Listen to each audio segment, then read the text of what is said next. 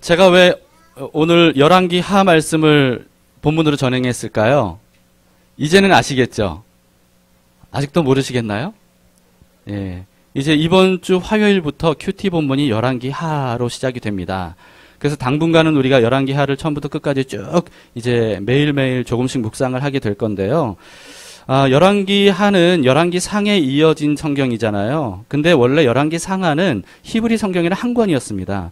근데 이게 헬라어로 번역이 처음 되면서 그러면서 분량이 많아서 두 권으로 나눠지게 된 거예요. 그러니까 열왕기 상과 하를 이렇게 보시면 이어지는 내용이라는 것을 먼저 아시기 바랍니다. 열왕기라고 하는 말이 무슨 말입니까? 열왕기, 열 왕들에 대한 기록이죠. 역대 왕들에 대한 기록. 우리나라에 이제 조선왕조실록 있지 않습니까? 조선의 역대 왕들에 대한 기록들이죠. 그런 것처럼 열왕기 상하, 열왕기는요, 바로 그런 거예요. 이스라엘의 역대 왕들에 대한 기록물이죠. 이게 바로 열왕기입니다. 왕조실록인 거죠. 열왕기 하를 우리가 봤는데요. 열왕기 상은 어떤 이야기부터 시작이 되냐면 다윗 왕의 뒤를 이은 솔로몬 왕 때부터 시작이 됩니다. 그런데 솔로몬 왕이 죽으니까 그 이후 솔로몬에게 반기를 든 사람들로 인해서 이스라엘이 남북으로 갈라지는 역사가 기록이 돼 있어요. 그러니까 이스라엘은 참 여러모로 우리나라하고 좀 비슷한 점이 많이 있습니다. 우리나라가 분단 국가인 것처럼 이스라엘도 분단 국가였어요. 그래서 남북으로 갈라졌는데 그 이후로 이제 열왕기 상하를 보시면요. 북이스라엘은 뭐라고 불렀냐 하면 그냥 이스라엘이라고 불렀어요. 그리고 남이스라엘은 뭐라고 불렀냐 하면 남유다라고 불렀습니다. 유다. 그래서 여러분 성경을 열왕기 상하를 보실 때 이스라엘이라고 나오면 이스라엘 전체를 말하는 게 아니에요. 북이스라엘을 말하는 겁니다. 여러분들이 그걸 염두에 두시고 보시면 되고요. 남이스라엘은 유다라고 나와요. 네, 그렇게 여러분들이 염두에 두시기를 바랍니다. 북이스라엘은요. 12지파 중에 10지파가 거기에 해당이 됩니다. 근데 이 10지파나 해당이 되는 북이스라엘이 남북으로 갈라진 이후에 급격하게 타락해요.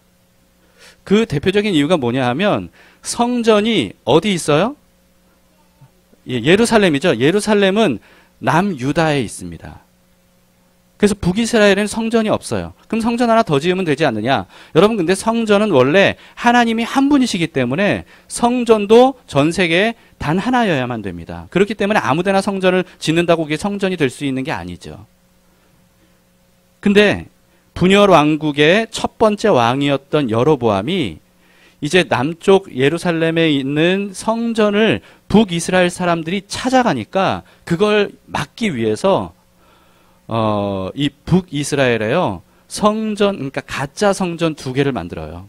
북쪽 지방에 하나, 남부 지방에 하나, 단과 베델에 하나씩 만듭니다. 그리고 심지어는요, 그곳에 금송아지를 하나씩 만들어서 두어요. 그리고는 뭐라고 말하냐 하면 이 금송아지들이 너희를 애굽 땅에서 인도한 신이다. 이렇게 말해요. 그러면서 남쪽으로 갈 필요 없다. 여기서 편하게 예배드려라. 이렇게 말합니다. 그때로부터요. 북이스라엘은 우상을 섬기기 시작을 했어요. 엄청나게 우상을 섬기기 시작을 합니다. 북이스라엘은요. 잦은 반란이 일어났어요. 그래서 왕조가 여러 번 바뀌거든요. 정권이 계속 바뀐 거예요. 근데 그러면서 총 19명의 왕들이 200여 년 동안 통치를 하는 동안에 제대로 하나님을 섬긴 적이 없어요. 지속적으로 우상을 섬겼습니다. 결국은 북이스라엘이 기원전 722년에 아수르 제국에 의해서 완전히 멸망을 당하게 되죠. 남이스라엘은 유다라고 불린다 그랬죠. 유다라고 불리는 이유가 뭐냐면요. 12지파 중에 10지파가 해당이 되는데 유다 지파와 베냐민 지파가 해당이 됩니다. 그런데 베냐민 지파는 인원이 굉장히 적었어요. 그래서 남유다 왕국이라고 생각하시면 되겠습니다. 그리고 또 뿐만 아니고요. 유다 지파가 하나님으로부터 정통 왕권을 부여받은 지파예요. 그래서 야곱의 12 제자에게 야곱이 축복을 할 때 유다의 왕권이 이어질 것이라고 이렇게 하나님으로부터 축복을 하는 그런 장면들이 있죠. 그래서 다윗 왕이 유다 지파 아니겠습니까?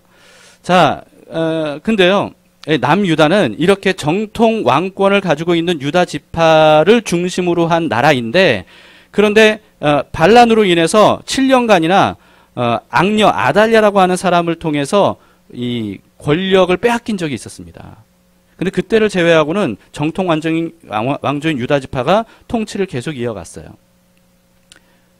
남유다는요, 예루살렘에 성전이 있었기 때문에 이 성전을 중심으로 여호와 하나님을 섬겼습니다. 예배했습니다. 경배했어요.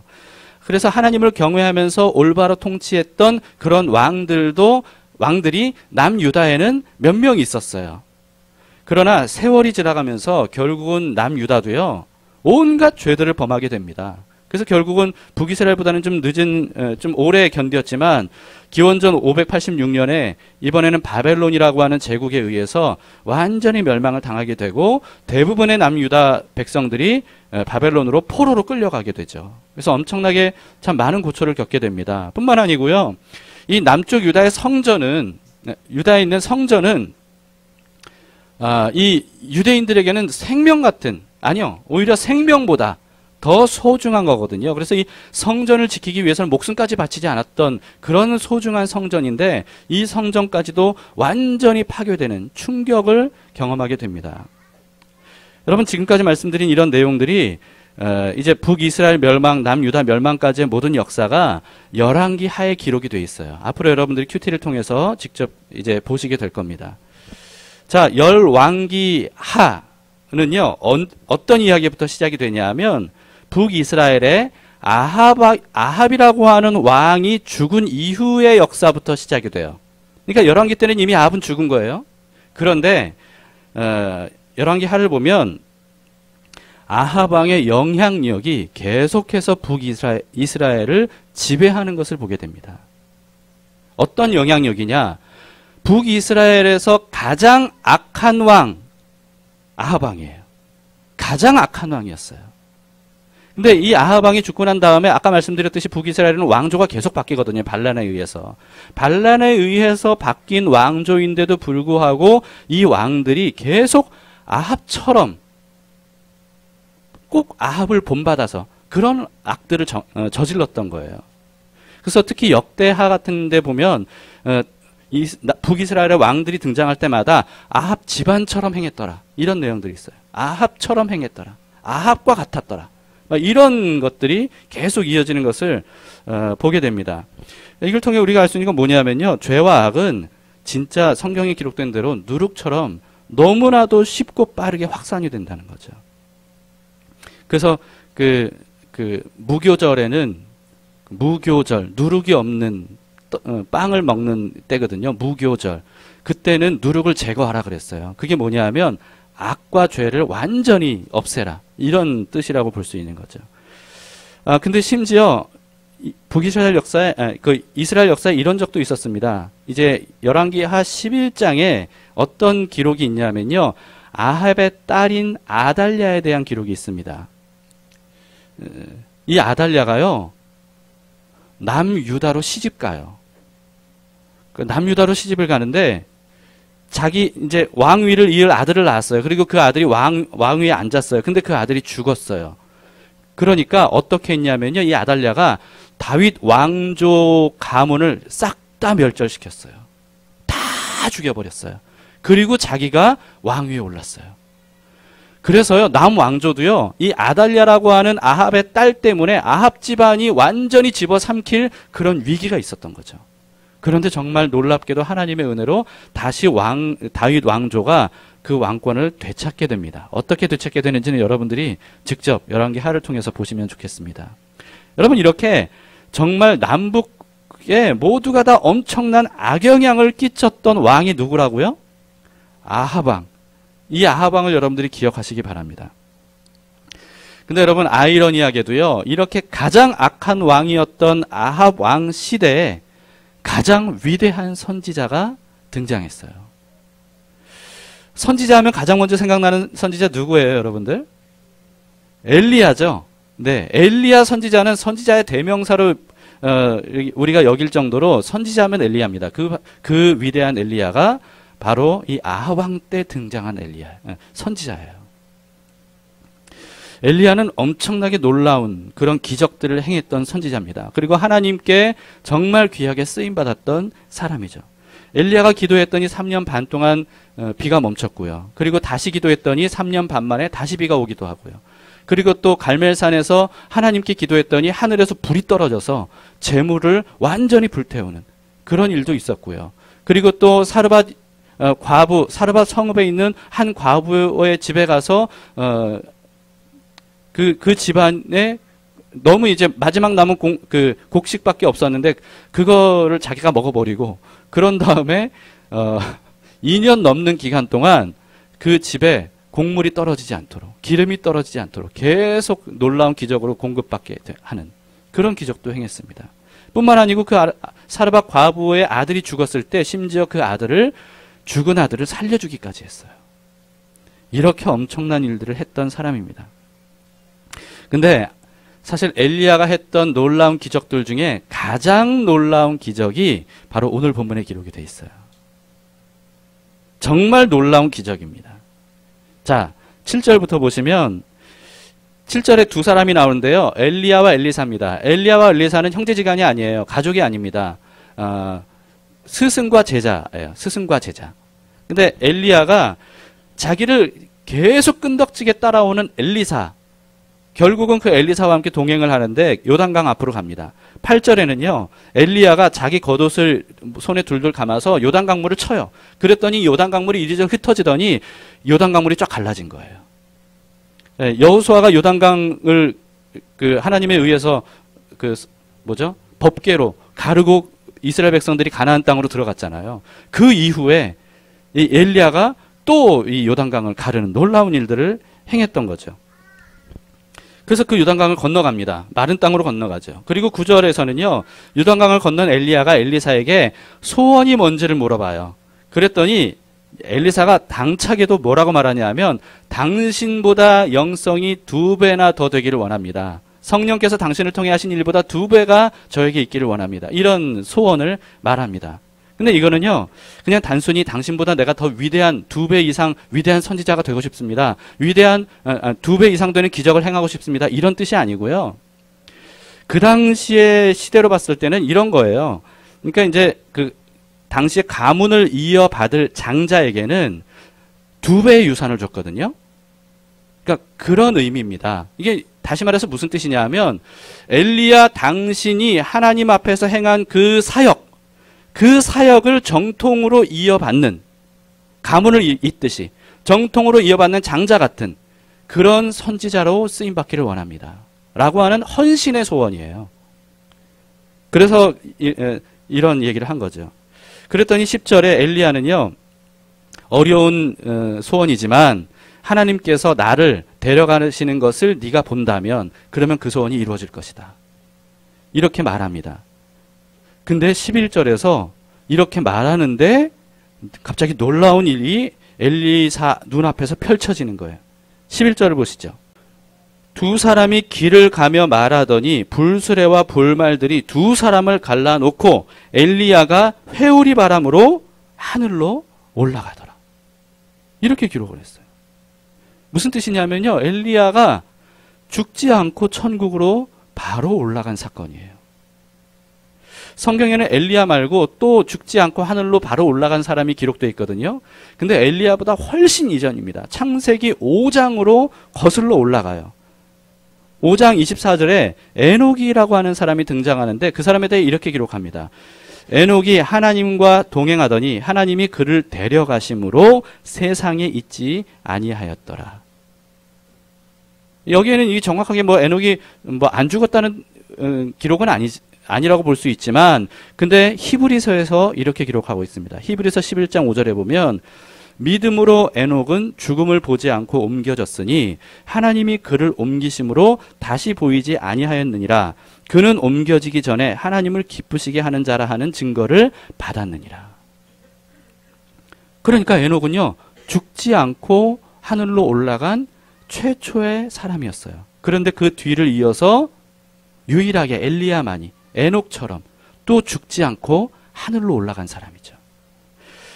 근데 에녹에 대한 기록을 보면 에녹은 하나님과 동행하다가 하늘로 올라갔고 그 동행하는 동안 하나님을 기쁘시게 하는 사람이라고 불렸어요. 그런 에녹이 올라간 거예요. 이건 무슨 뜻입니까? 엘리야도 그런 사람이었던 거예요. 엘리야도 하나님과 동행하는데 동행하는 동안 하나님을 정말 기쁘시게 했던 사람이에요. 그래서 하나님께서 엘리야에게는 죽음을 보지 않고 하늘로 올라가게 하셨던 거죠. 이렇게 엘리야는 하나님의 인정을 받은 위대한 선지자였습니다. 심지어 나중에 그 예수님께서 변화산에서 호련히 변화가 되셨을 때 그때 엘리야가 등장해요. 예수님의 십자가를 앞두고 있는 예수님에게 오셔서 예수님의 죽음에 대해 예수님과 함께 이야기하는 거기에 엘리야가 등장합니다. 이렇게 엘리야는 정말 선지자 중에도 위대한 선지자죠. 12절에 보면 하늘로 올라가는 엘리야를 보면서 엘리사가 막 소리를 질러요. 이스라엘의 병과 마병이요. 그러면서 막 소리를 질러요. 결국은 엘리야가 보이지 않을 정도로 높이 올라가게 됩니다. 그러니까 엘리사가 자기의 겉옷을 찢어요. 다 찢습니다. 그리고 13절에 보면 대신에 땅에 떨어진 엘리야의 겉옷을 주어요. 여러분 근데 이건 무슨 뜻이냐 하면 지난주에 제가 말씀드렸죠. 옷은 정체성을 의미한다고요. 엘리사는 자기 옷을 찢었어요. 대신에 엘리야의 옷을 취했어요. 그리고 14절에 보면 그 옷으로 엘리야가 했던 것처럼 자기 손에 둘둘 말아서 요단강을 쳤어요.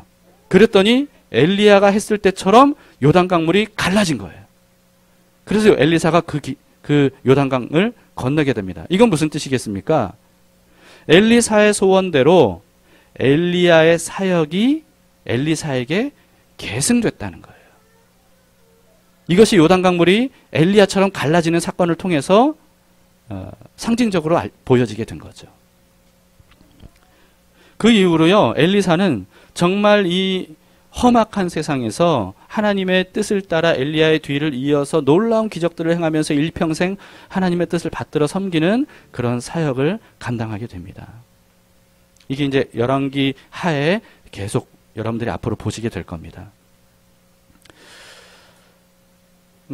여러분 지금까지 제가 말씀드린 것처럼요, 북이스라엘은 아합 왕으로 인해서 그 이후로 가장 악하고 어두운 시대였습니다.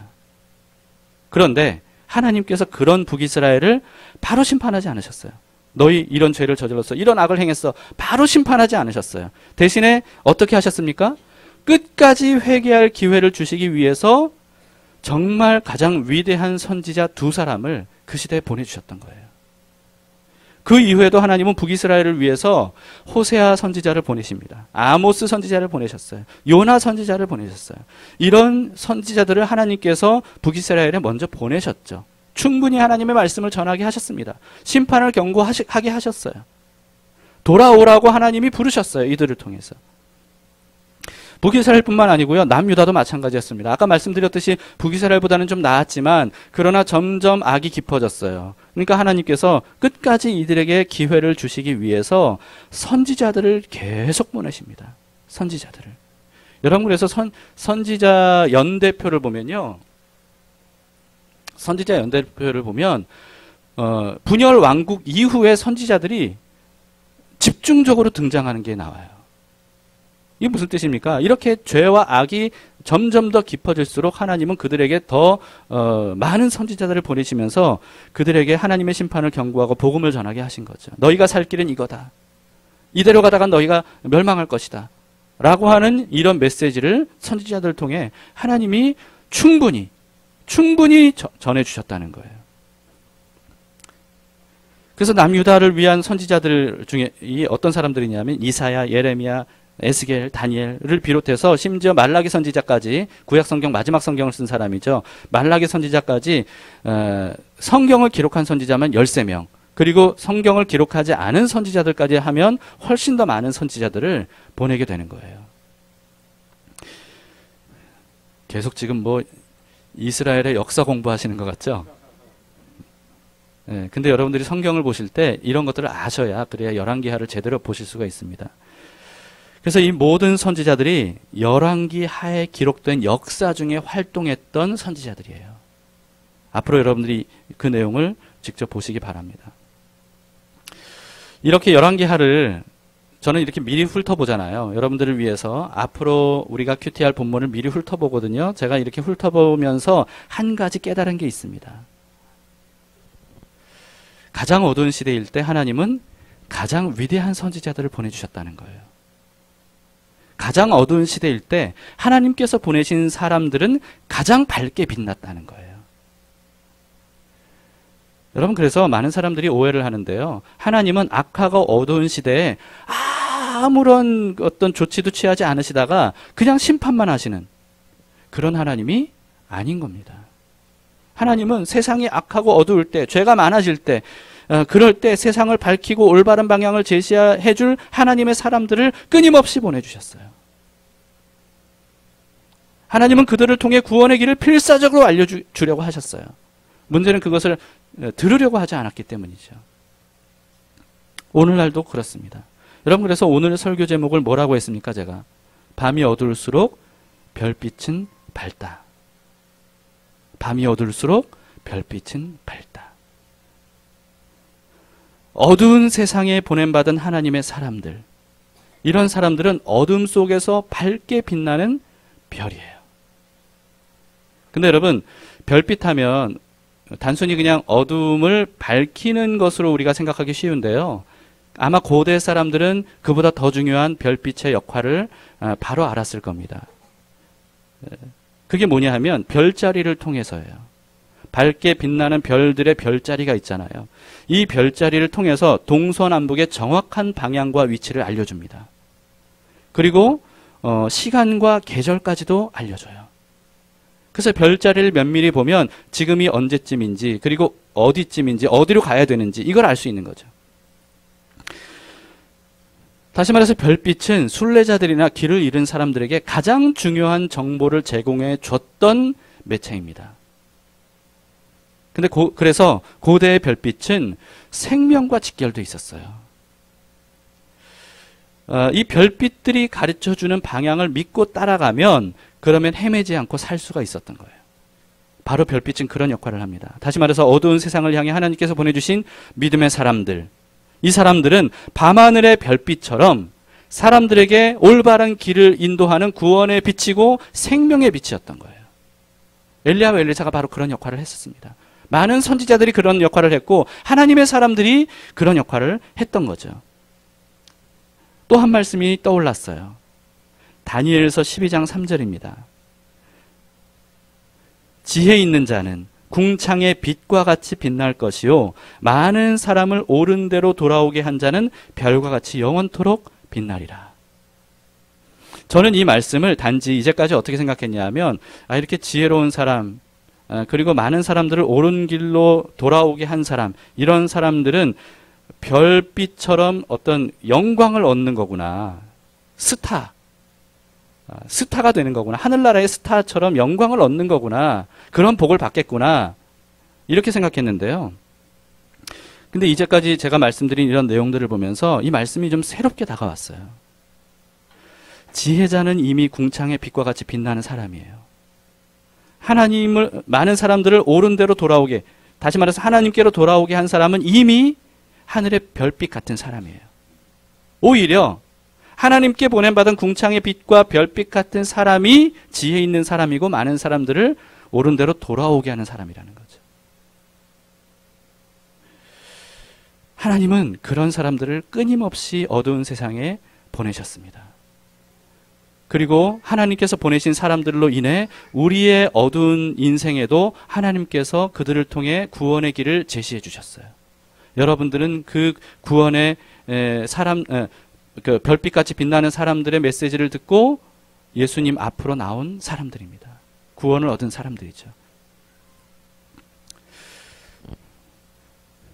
여러분, 제가 성경을 이렇게 쭉 보니까요. 언제부턴가 이스라엘이 애굽의 노예로 살게 됐죠. 그렇게 산 지 430년이 지났을 때, 그때 가장 어둡고 암담하고 가망 없던 시대에 하나님께서 별빛같이 빛나는, 다시 말해서 구원의 길을 안내하는 그런 사람을 보내주셨습니다. 그게 누구죠? 모세예요. 모세를 통해 그들을 구원하셨어요. 그리고 광야 길을 안내해서 통과해서 가나안 땅까지 인도를 하게 됩니다. 그때와 마찬가지로 북이스라엘이 이어서 남유다마저 완전히 멸망할 때까지 수많은 선지자들을 보내셨는데, 이런 선지자의 마지막 선지자가 누구라고요? 말라기라고 하는 선지자였습니다. 그런데 말라기 선지자 이후에 430년간, 이게 그 애굽과 비슷하죠. 애굽의 이스라엘과 비슷하죠. 430년간 선지자 없는 암흑기를 보내게 돼요. 침묵기라고 합니다. 하나님께서 말라기 선지자 이후에 430년간 선지자를 보내시지 않았던 때예요. 암흑기, 침묵기죠. 근데 그 이스라엘에 드디어 하나님께서 가장 큰 빛을 보내주셨어요. 430년 만에. 누구를 보내셨습니까? 하나님의 아들 예수 그리스도를 보내주신 거예요. 요한은 예수님에 대해서 요한복음 1장에서 이렇게 기록합니다. 4절 5절인데요. 그 안에 생명이 있었으니, 예수님을 의미합니다. 예수님 안에 생명이 있었으니 이 생명은 사람들의 빛이라. 빛이 어둠에 비치되 어둠이 깨닫지 못하더라. 이게 요한만 이렇게 말한 게 아니고요. 예수님도 자신에 대해 이렇게 말씀하셨습니다. 요한복음 8장 12절에 보면 예수께서 또 말씀하여 이르시되, 자신에 대해 뭐라고 말씀하셨냐면, 나는 세상의 빛이니 나를 따르는 자는 어둠에 다니지 아니하고 생명의 빛을 얻으리라 말씀하셨습니다. 여러분, 그래서 예수님이야말로 어두운 세상 속에서 정말 인생의 방향을 잃어버리고 헤매다가 결국 멸망당할 수밖에 없는 사람들에게 찾아오신 구원의 길이에요. 생명의 빛이에요. 회복의 길이에요. 주님께서 바로 그런 분으로 오신 거예요. 별빛으로 따지자면 어떤 별과 같냐 하면 북극성처럼 절대 기준점이 되어서 결코 변하지 않고 언제나 그 자리에 계시는, 그래서 절대 기준이 되어주시는 그런 분이 바로 예수님이죠. 그래서 예수님은 길이요 진리요 생명이 되시는 겁니다. 이 어두운 세상을 살아가는 모든 사람들에게 그분이 바로 안내자가 되시는 거예요. 그분이 길이 되시는 거예요. 그분이 빛이 되시는 거예요. 그분이 구원이 되시는 거죠. 그래서 예수님은 구원자이시면서 뭐라고 말씀하시냐면, 나는 광야 길을 인도하는 선한 목자다, 이렇게 말씀하셨어요. 선한 목자, 길을 안내하는, 올바른 구원의 길로 안내하는 분이라는 거예요. 그리고 공급하는 분이라는 거예요. 그분이 바로 예수님입니다. 여러분, 근데 그 예수님께서 나는 세상의 빛이라 라고 말씀하신 것에 멈추지 않으시고 뭐라고 말씀하셨냐면요, 마태복음 5장 14절에 이렇게 말씀합니다. 너희는 세상의 빛이라. 산 위에 있는 동네가 숨겨지지 못할 것이다. 누가 세상의 빛이라고요? 네, 예수님뿐만 아니라 예수님과 함께하는 제자들, 예수님의 뒤를 따르는 제자들도 세상의 빛이라고 하셨어요. 마치 어두운 시대에 밝게 빛났던 엘리야, 그 엘리야의 사역을 계승받은 사람이 엘리사였죠. 엘리사에게 그 사역이 계승되었던 것처럼 세상의 빛으로 오셨던 예수 그리스도, 그분의 사역을 이어받아 받은 사람들이 누구라는 거예요? 바로 예수님의 제자들이라는 거예요. 우리는 어떤 사람들입니까? 우리는 예수님을 믿고 그 발자취를 따라가는 사람들이에요. 그렇다면 우리도 예수님의 뒤를 이어 어두운 세상에 길을 알려주기 위해 밝게 빛나는 그런 별빛의 사명을 이어가는 사람들인 거죠. 여러분, 그래서 오늘 기록은요, 위대한 선지자 엘리야의 뒤를 이은 엘리사에 대한 기록이지만 바로 예수 그리스도, 참빛 되신 예수 그리스도, 그분의 뒤를 따라 함께 그 사역을 계승해 나가는 우리들의 이야기이기도 합니다.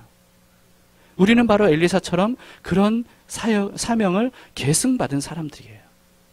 그래서 우리의 옛 옷을 벗고 새 옷을 입은 거죠. 엘리사가 그랬던 것처럼. 에베소서 5장 8절에서는 그래서 이렇게 말씀합니다. 에베소서 5장 8절. 너희가 전에는 어둠이더니 이제는 주 안에서 빛이라. 빛의 자녀들처럼 행하라. 여러분, 우리는 어떤 사람이라고요? 빛의 자녀라는 거예요. 빛의 자녀. 주 안에서 빛이라는 거예요. 우리는 빛입니다. 여러분, 한번 이렇게 말해보세요. 나는 빛의 자녀입니다. 나는 빛의 자녀. 한 번 더. 나는 빛의 자녀입니다. 네, 이제 옆에 형제 자매에게도 얘기해 주세요. 형제님은 빛의 자녀입니다. 자매님은 빛의 자녀입니다. 예, 여러분 잊지 마세요. 우리는 어떤 사람들입니까? 빛의 자녀예요. 우리는 이미 빛의 자녀가 되었습니다. 네, 그러니까 빛의 자녀들처럼 행합시다. 예, 어둠에 속한 자들이 아닙니다. 예수 그리스도의 빛이 이미 우리 안에 들어오셨어요. 우리는 이미 구원받은 하나님의 백성들입니다. 천국의 자녀예요. 우리의 시민권은 어디에 있습니까? 하늘에 있어요. 우리는 그런 권세를 이미 받은 사람들이고 우리의 존재 자체가 예수 그리스도로 인해 완전히 바뀐 사람들입니다. 여러분, 그렇기 때문에 우리가 빛의 자녀들처럼 행하면 우리를 통해 다른 사람들도 우리의 빛을 통해 어두움 속에서 길을 발견하게 될 거예요. 그래서 하나님께서 구원받은 사람들을 세상으로 보내시면서 이렇게 말씀하셨습니다. 이사야서 60장에 이렇게 놀라운 말씀하셨어요. 일어나라, 빛을 발하라. 이는 내 빛이 이르렀고 여호와의 영광이 내 위에 임하였음이니라. 보라, 어둠이 땅을 덮을 것이며 캄캄함이 만민을 가리우려니와 오직 여호와께서 내 위에 임하실 것이며 그의 영광이 내 위에 나타나리니 나라들은 네 빛으로 왕들은 비치는 내 광명으로 나아오리라. 왜 그렇겠습니까? 이 빛을 통해 길을 알 수 있기 때문이에요. 향방을 알 수 있기 때문이에요. 구원을 얻을 수 있기 때문이에요. 우리는 하나님께서 보내신 세상의 빛입니다. 이 사실을 여러분 잊지 마시기 바랍니다. 그런데 여러분, 하늘에 빛나는 별들은요, 두 종류가 있어요. 크게 두 종류. 태양처럼 자체적으로 빛을 내는 발광체로서의 별이 있습니다. 태양은 자체적으로 빛이 나잖아요. 근데 반면에 달처럼 발광체의 빛을 받아서 반사해서 비춰주는 그런 반사체로서의 별이 있습니다. 그렇죠? 이 지구도 그 우주에서 보면은 아주 아름다운 파란색이잖아요. 근데 자체적으로 발광하는 건 아니잖아요. 태양빛을 받아서 아름답게 비춰주는 그런 반사체죠. 예수님도 세상의 빛이라고 하셨고 우리도 세상의 빛이라고 했어요. 그러나 근본적인 차이가 여기에 있습니다. 예수님은 마치 발광체 같이 그렇게 자체적인 빛이신 분이세요. 그분 자체가 빛이세요. 반면에 우리는 어떤 존재입니까? 반사체 같은 존재입니다. 반사체. 무슨 뜻입니까? 우리는 스스로 빛을 낼 수 없다는 거예요. 우리 자신에게는 빛을 낼 수 있는 능력이 없어요. 반드시 예수님에게 빛을 받아야 됩니다. 예수님 없이 우리 스스로를 구원할 수 없고 예수님 없이 우리 힘으로 사람들을 옳은 대로 인도할 능력도 지혜도 우리에겐 없는 거예요. 그래서 우리는 지속적으로 예수님을 바라봐야 돼요. 예수님께 가까이 나아가야 돼요. 우리의 얼굴을 들어 예수님의 얼굴을 향해야 됩니다. 예수님을 가깝게 모셔야 돼요. 여러분, 그러면 저절로 우리는 예수님의 빛을 받아서 내가 그렇게 하려고 해서가 아니라 예수님의 빛을 받으면 그 빛이 자연스럽게 나를 통해 반사가 되는 그런 별빛이 되는 거예요. 그래야 우리 자신도 살고 다른 사람들도 살릴 수 있는 겁니다. 세상이 어두워진 이유가 뭡니까? 사람들의 죄와 악 때문입니다.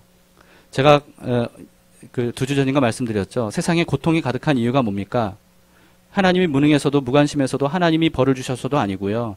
사람들의 악 때문이라 그랬죠. 세상이 악하기 때문이라 그랬습니다. 세상이 어두워진 이유가 바로 거기 있습니다.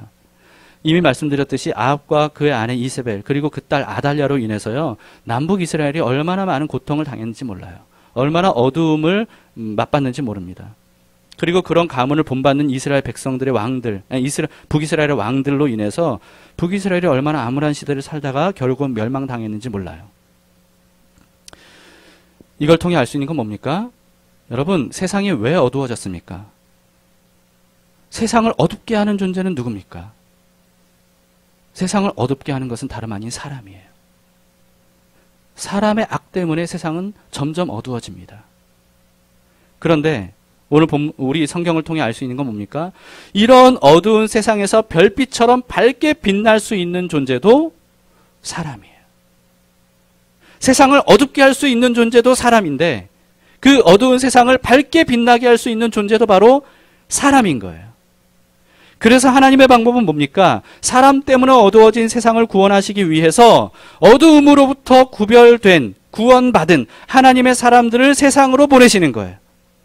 그래서 그 어두운 세상에 별빛이 되게 하는 거죠. 하나님은 그들을 통해 많은 사람들을 옳은 대로 인도하기를 원하십니다. 이것이 바로 교회의 역할이에요. 우리가 하나님께 선택된 백성이 된, 선택받은 이유가 바로 여기 있습니다. 여러분 어떤 사람이 되기를 원하십니까? 세상을 어둡게 하는 것도 사람이에요.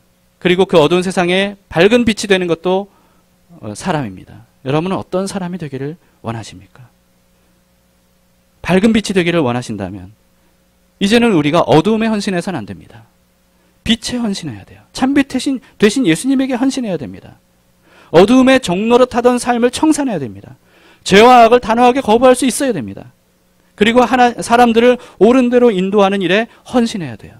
내가 아무리 빛에 헌신하기를 원한다 하더라도 내 자체가 어둠을 버리지 않으면, 그리고 참빛 되신 예수 그리스도를 가까이 하지 않으면, 그분과 함께 동행하지 않으면, 그러면 우리는 결코 빛이 될 수 없어요. 우리는 예수님에게 헌신해야 됩니다. 빛에게 헌신해야 돼요. 생명에 헌신해야 돼요. 어둠과 죽음과 악에게 단호히 거부해야 됩니다. 그런 사람이 별빛 같은 사람이에요. 별같이 빛나는 사람. 말씀을 마치겠습니다. 여러분, 이 사실을 기억하세요. 우리는 빛의 자녀가 되었습니다. 우리는 세상의 빛으로 보냄받은 사람들이에요. 그런 사람으로서 잊어서는 안 되는 건 뭐냐면요, 어둠은 결코 빛을 이길 수가 없다는 사실입니다. 빛이 있는데 어둠이 그 빛을 이기고 엄습할 수 있습니까? 아니에요. 오히려 반대예요. 어둠에 빛이 있으면 어둠이 물러가게 되는 거예요. 결코 빛이 물러가는 법이 없어요. 어둠이 물러가게 돼 있어요. 어둠은 결코 빛을 이길 수 없습니다. 세상의 빛으로 부름받은 우리가 스스로 포기하지 않는 한, 스스로 우리의 불을 끄지 않는 한, 스스로 빛 대신 예수님과 멀어지지 않는 한 세상은 결코 우리를 이길 수 없습니다. 어둠을 두려워하지 마세요. 예수 그리스도의 이름으로 어둠을 물리치며 당당히 전진해 나가시기를 바랍니다. 이것이 바로 빛의 갑옷을 입은 우리들이 해야 될 사명이에요. 그러면 우리를 통해 어둠이 물러가게 됩니다. 하나님의 나라가 빛과 함께 이 땅에, 우리의 삶에, 우리 가정에, 우리 교회에, 이 나라, 이 민족에 임하게 될 줄 믿습니다. 네, 이 사실을 우리가 믿음으로 함께 나아갑시다. 기도하겠습니다.